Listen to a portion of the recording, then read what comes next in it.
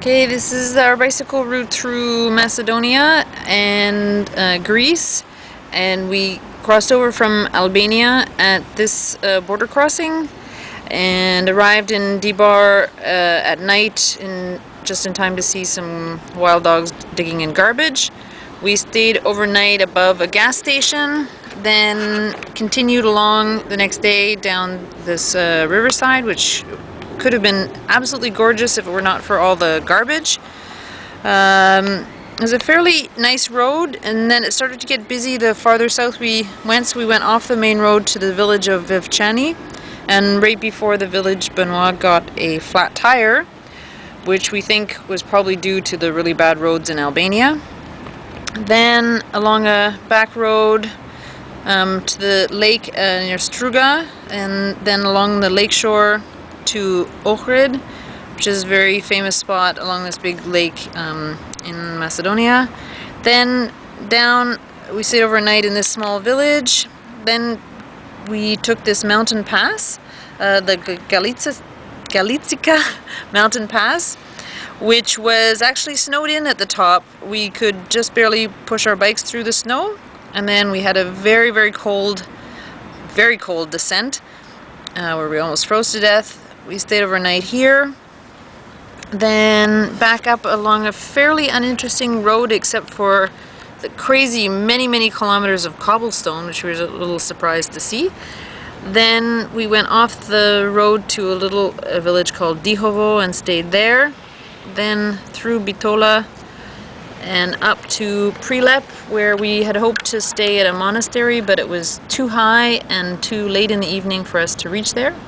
So we met a guy, Riste, from Prilep, who let us stay with his family, and his mom was especially nice, giving us even pajamas to sleep in. Then after Prilep, we went along this very busy road up. It climbed up a little bit, and then it went a very long descent. We tried to get off the main road and ended up on very muddy tractor roads that we had to push through. Then we got to the village of Negotino, and this is in wine country of Macedonia. It was also here that I got the sad news from home that my mom, who had been sick for a really long time, had died. And in Negotino, I was very grateful that we found a monastery that was quiet and peaceful, where we could stay and where I could just deal with my grief for a few days. Then after Negotino, we went over this mountain pass, which was really nice, along a busy road. We tried to get off the busy road, but were stopped by the fact there was no real road we could ride on. And then over to Stip, where we had a contact through warm showers.